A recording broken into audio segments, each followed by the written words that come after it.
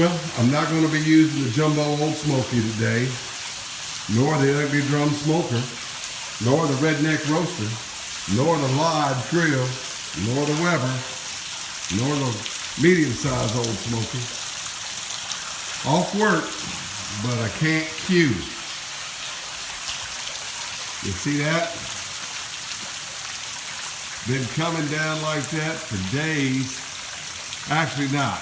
Been coming down in bands like that for days, but been raining like this all day today.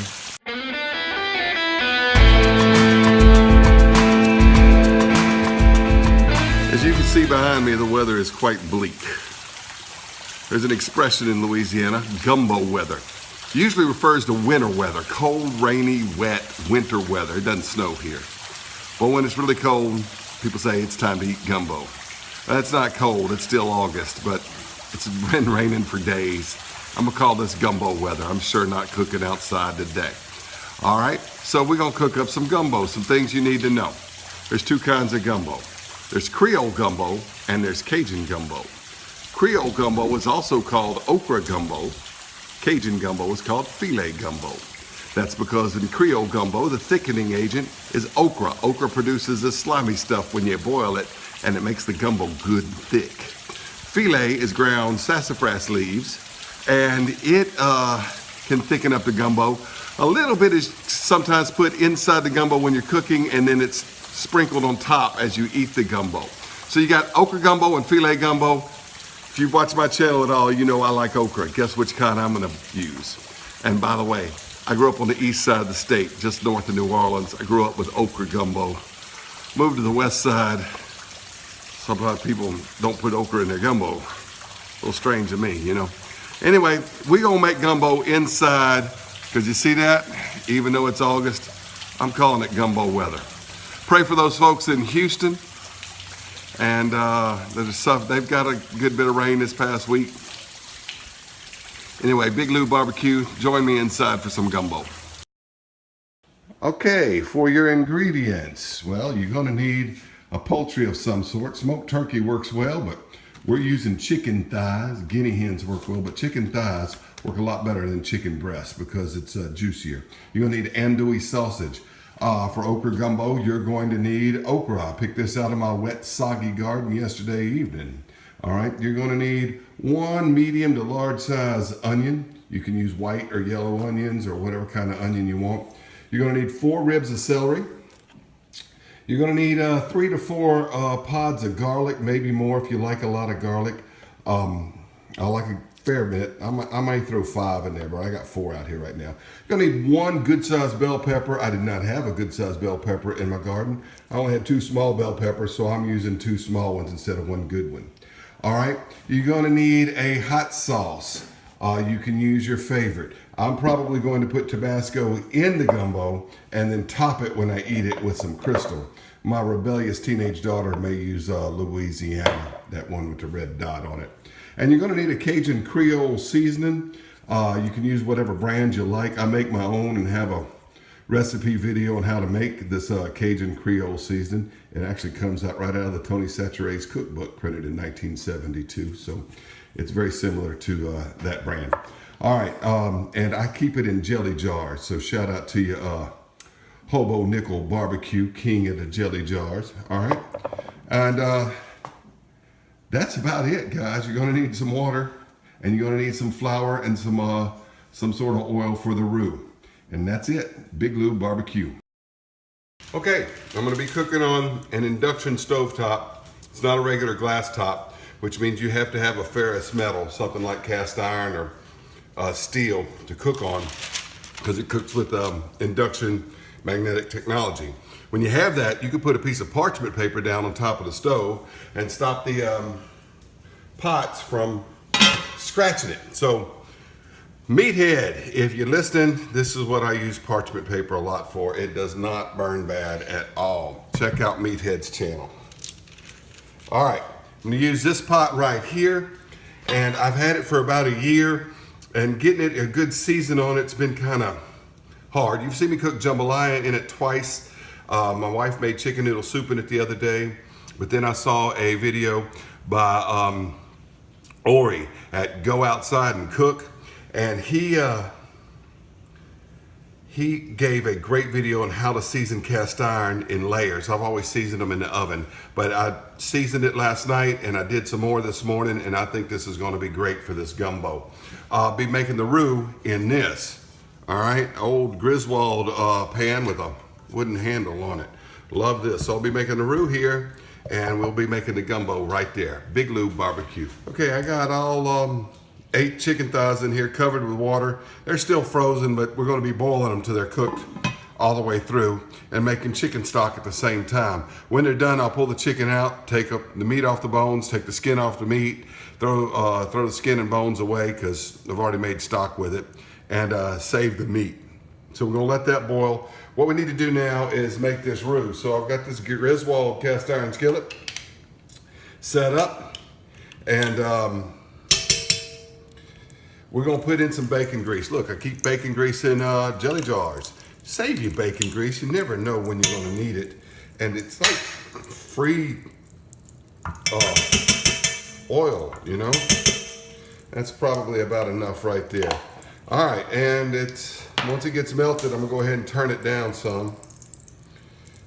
And we're gonna put in about a cup of flour and mix up a real dark roux. Get this off of the spoon. All right. I'm gonna use this.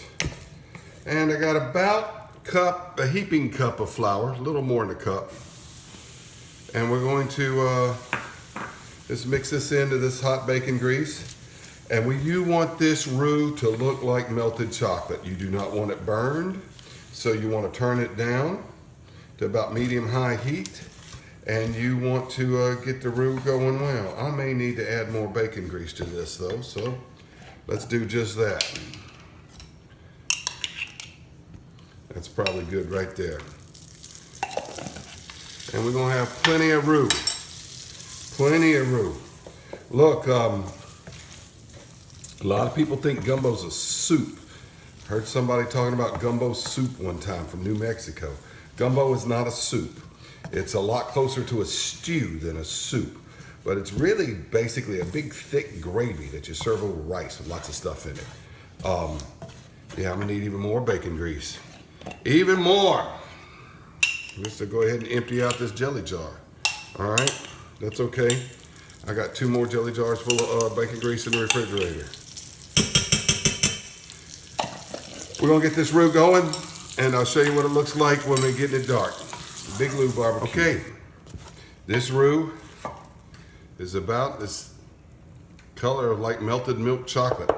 Might get it a little darker, but not much darker without burning it. So we're gonna go ahead and turn it off and wait for this chicken to cook before we need it again. Big Lou Barbecue. Okay, I've taken the roux out, put it in the cup, and what we're gonna do is take this andouille sausage, and we're gonna brown it up, along with the onions, the bell pepper, and the celery, but not the garlic and the okra. Do not put that in here with this. But we're gonna saute the onions, the celery, and the sausage all together. All right, well, I got it all in here. All 4 ribs of celery cut up, the onion, those 2 small bell peppers, which would have just been 1, and the whole pound of andouille sausage. And I'm just gonna keep it from burning on the bottom and saute it up in here. My heat's probably a little high right there. And just saute it up and let it cook down. Show you what it looks like in a minute. Chicken is boiling away right in there. Okay, this is getting cooked pretty well. You just kind of want to brown the sausage. You don't need to brown the onions like you do with jambalaya. You don't need to brown them that. Just, you know, translucent and a little soft. I'm getting about ready to go ahead and turn this mixture off as we wait on the chicken to boil real well. I hope my friend at Cajun Cravings down in Ascension Parish, I hope he's high and dry today, and I hope he approves of this gumbo that Big Lou Barbecue's making, because I'm not really Cajun or Creole.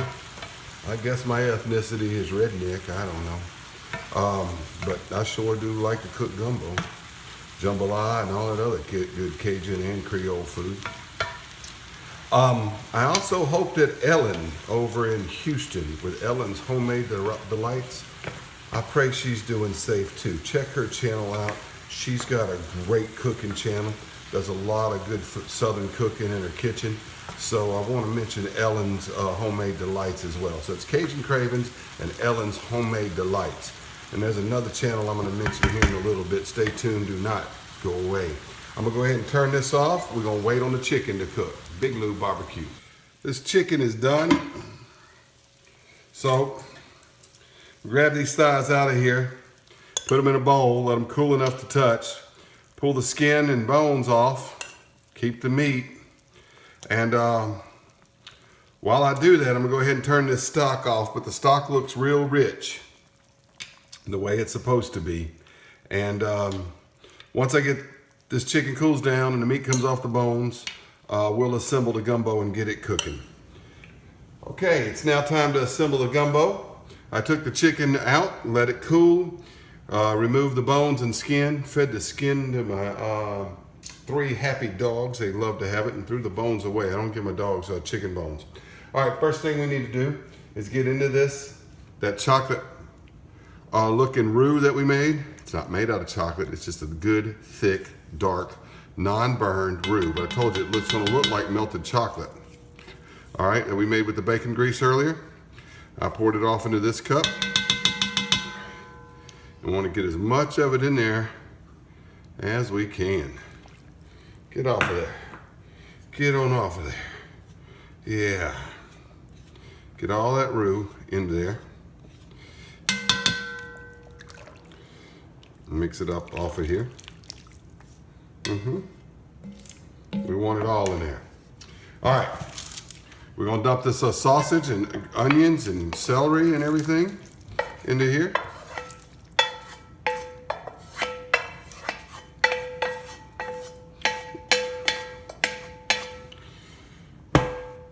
We're gonna put the garlic that I chopped up, those 4 pods of garlic that I chopped up into there.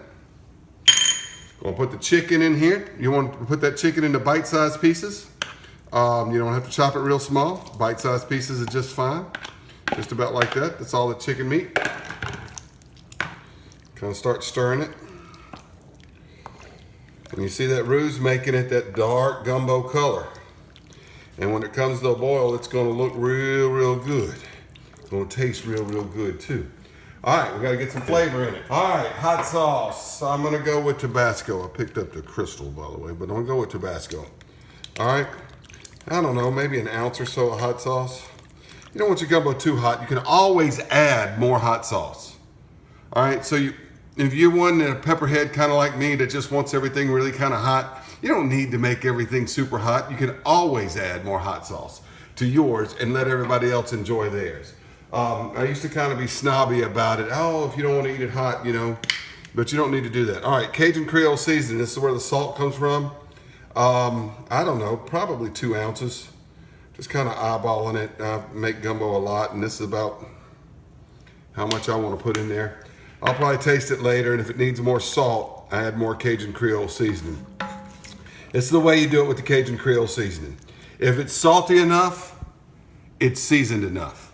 If it's not salty enough, you need to add more Cajun Creole seasoning. And just so, use it like it's salt. And that way you don't have to worry about putting the cayenne and the garlic powder and the onion powder. No, there's no onion powder in that seasoning, but the other black pepper and all that stuff, all that's in the Cajun Creole seasoning. So you don't have to worry about it. Now look how beautiful that roux has made this gumbo look. All right, next thing we need is a little bit of filet powder. Now, if you're not making okra gumbo, you need a good bit of filet powder, but you don't need a whole lot in it. You just want to put more on it when you cook it. I'm not putting a lot because it's going to be pretty thick anyway from the gumbo. Filet powder makes stuff thick. All right, that's all there is to that. We're going to bring this to a boil. Once it starts boiling, we're going to add the okra. Big Lou barbecue. Okay, as you can see, this gumbo has come to a boil, and it's time to add in the okra. All right, so I removed the stem and blossom ends from the okra and chopped it all up. And this is gonna make it thicker even more. As the Cajuns say, tick gumbo. Gotta have that tick gumbo, all right? Maybe that not have ticks in it, but it's thick, tick gumbo. All right, so gonna let this boil probably about another half hour. In the meantime, we're gonna boil some rice. When the rice is done, gumbo's done. And I want to tell you something about gumbo. Gumbo is always better the next day. All right, there's 2 other channels I'd like to mention to you. And I want you to check them out. They're great, great channels. One is my buddy Biggs. He's up northeast somewhere. I think he's in upstate New York. Biggs, if you're not in New York, I'm sorry, man. I think you're in upstate New York. Anyway, he does a lot of great cooking, but sometimes he makes me sad because you saw at the beginning of the video my lineup of grills. Well, let me tell you, I used to have a portable kitchen grill. It was my grandfather's. My uncle gave it to my grandfather in 1969. And about 1996 or 97, my grandfather gave it to me.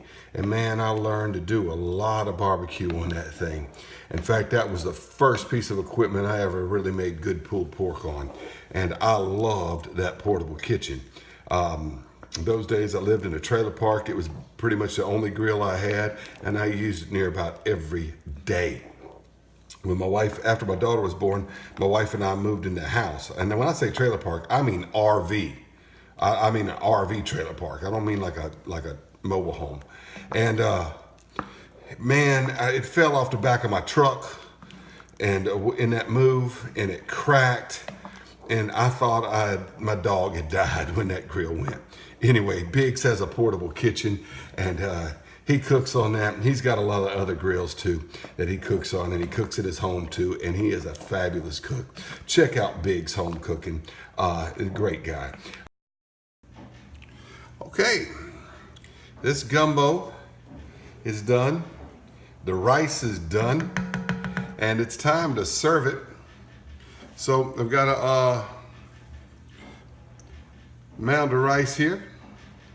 Just gonna serve it on top just like that. Got a lot of vegetables in that one. Get some more broth in here. Yeah. Now it's very common to serve gumbo with potato salad. Or you can just eat it with Sautéing, aka soda crackers. Oh, I spilled some in there. I didn't mean to do that. And we're gonna garnish it with a little bit of chives. Normally I just use green onions, but you know what? It's a storm day and I had chives on hand. So I'm gonna garnish it with a little bit of chives. And taste this up. Big Lou Barbecue. Hey, this is really good stuff.